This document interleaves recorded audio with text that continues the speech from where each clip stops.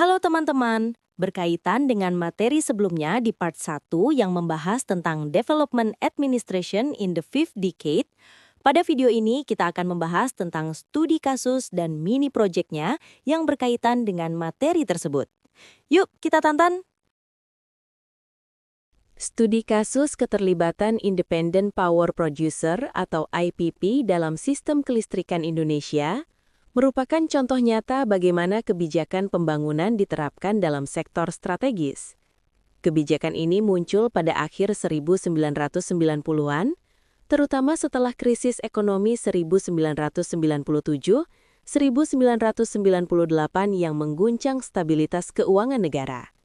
Dalam kondisi tersebut, pemerintah menghadapi keterbatasan anggaran untuk membangun pembangkit listrik baru. Kebutuhan listrik terus meningkat seiring pertumbuhan penduduk dan aktivitas ekonomi. Sebagai solusi, pemerintah membuka ruang bagi sektor swasta untuk berpartisipasi dalam penyediaan listrik melalui skema IPP. Diharapkan, keterlibatan swasta dapat mempercepat pembangunan infrastruktur listrik dan mengurangi beban keuangan negara. Namun, sejak awal, kebijakan ini menimbulkan perdebatan mengenai peran negara dalam sektor vital dan potensi konflik kepentingan. Dalam pelaksanaannya, kebijakan IPP PLN membawa dampak yang kompleks. Di satu sisi, kapasitas pembangkit listrik meningkat dan pasokan listrik menjadi lebih stabil di beberapa wilayah.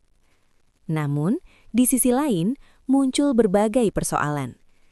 Kontrak jangka panjang dengan IPP membebani keuangan PLN, terutama ketika permintaan listrik tidak sesuai dengan proyeksi awal. Tarif listrik bagi masyarakat cenderung meningkat untuk menutup biaya produksi yang tinggi. Sementara itu, pemerataan akses listrik ke wilayah terpencil masih menjadi tantangan besar. Dari sudut pandang administrasi pembangunan, dampak ini menunjukkan ketegangan antara efisiensi ekonomi dan keadilan sosial. Kasus IPP PLN dapat dianalisis menggunakan perspektif administrasi pembangunan. Kebijakan ini menunjukkan bagaimana peran negara berkurang dalam sektor strategis akibat tekanan globalisasi dan liberalisasi ekonomi. Negara lebih berperan sebagai regulator dibanding penyedia layanan langsung. Namun, lemahnya kapasitas regulasi menyebabkan kepentingan publik tidak terlindungi secara optimal. Partisipasi masyarakat dalam perumusan kebijakan energi juga sangat terbatas. Keputusan strategis lebih banyak ditentukan oleh elit politik dan ekonomi. Analisis ini menegaskan pentingnya memperkuat kapasitas administrasi negara agar mampu mengelola kemitraan publik swasta secara adil dan transparan. Mini project ini dirancang sebagai respon terhadap berbagai permasalahan dalam kebijakan IPP PLN. Tujuannya adalah menciptakan tata kelola kelistrikan yang lebih adil, transparan, dan berkelanjutan. Langkah pertama adalah melakukan evaluasi dan renegosiasi kontrak dengan IPP untuk memastikan kepentingan publik terlindungi. Selanjutnya, pemerintah perlu memperkuat regulasi tarif agar tetap terjangkau bagi masyarakat.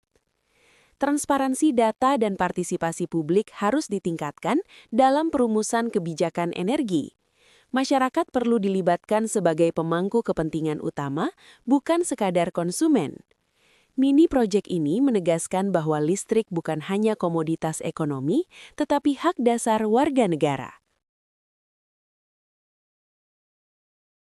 Administrasi pembangunan pada akhirnya tidak hanya berbicara tentang sistem dan kebijakan, tetapi juga tentang kepemimpinan. Pemimpin pembangunan harus mampu menyeimbangkan kepentingan ekonomi dengan keadilan sosial dan keberlanjutan. Pengalaman 4 dekade kegagalan dan tantangan dekade kelima memberikan pelajaran berharga tentang pentingnya integritas, keberanian, dan kepekaan sosial dalam pengambilan keputusan. Sebagai generasi muda dan calon pemimpin masa depan, kita memiliki tanggung jawab untuk memastikan bahwa pembangunan benar-benar berpihak pada rakyat. Administrasi pembangunan harus dijalankan sebagai alat pelayanan publik, bukan alat kekuasaan. Dengan pemahaman ini, Diharapkan kita mampu berkontribusi dalam membangun masa depan yang lebih adil, inklusif, dan berkelanjutan.